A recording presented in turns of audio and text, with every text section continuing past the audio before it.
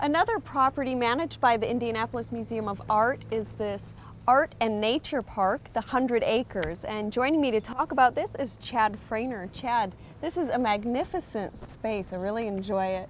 And I love the connection of art and nature. Tell me a bit more about this area. Well, it's reformed from a former quarry, the lake is. It's been here for about 40 years. We're working on trying to develop it into a little bit more of a diverse planting. It had a lot of invasives that we're still battling, but we're trying to give a connection to nature for a lot of the urban community that we serve. Okay. And some of that connection is just having a nice space to visit, but also you do some educational programming as well.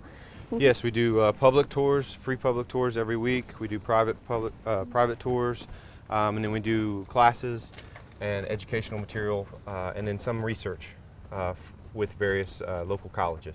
Excellent. Well, Chad, I understand this was a reclaimed site, and a lot of the plant material is very native, but you also brought in a landscape architecture to work, and he took that man-made and the natural-made and kind of merged those. Tell me a bit about the landscape design.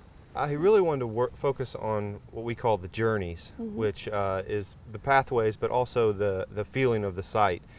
So we highlight areas that might be a little bit different with plant material or elevation changes, so that it pops out a little bit more in the landscape, and it it's not as subdued. I notice his pathways are kind of at the edge and they look out into the open areas.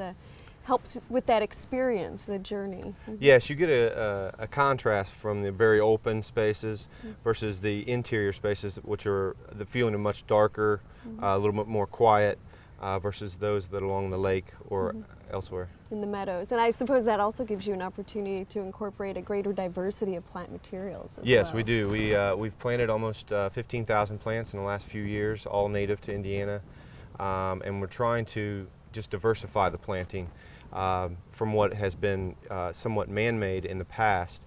The disturbances show the imprint of man, but now that we're kind of focusing a little bit more on the ecosystem as a whole, and developing that for more animals and for people to enjoy. And people as well, of course. And I love the use of a natural area for a sculpture park. It's really, most of them are a bit more formal, but having art and nature I think is a great connection because so much art is inspired by nature. Yes, this piece that we're looking on right here, they actually use some of the topographical maps for the shapes of the artwork. And they're really trying to connect the two and get people to understand the experience of nature. So it really speaks to this specific site, and that's part of the mission here, is all the artwork is site-specific. Correct. It's site-specific and is somewhat what we'd call ephemeral, so it may not have a long lifespan for it. Each piece can have its own time period of how long it's going to last. And some will definitely not last past a few years to 5 years, and it'll change. Whereas most other parks, they're more of sculptures that are there for eternity. Yes. For lack of a better term. And some of the pieces here, some of them speak to the land, but others speak to human and their interactions with that land. I know there's a installation coming in. We see all these red marks around the tree, and that's the 500-year flood.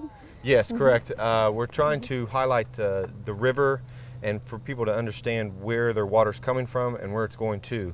So we're looking through the city with other organizations and working to try to educate people about how critical water is for us and how we need to pay attention to where it's going and how we treat it. It's such a nice connection of bringing art back to people. Yeah. And there's another wonderful piece behind us, the island, and that's also another very interactive work. Yes, the Indianapolis Island is actually where people are going to be in residence. We're going to have a woman in residence there this year.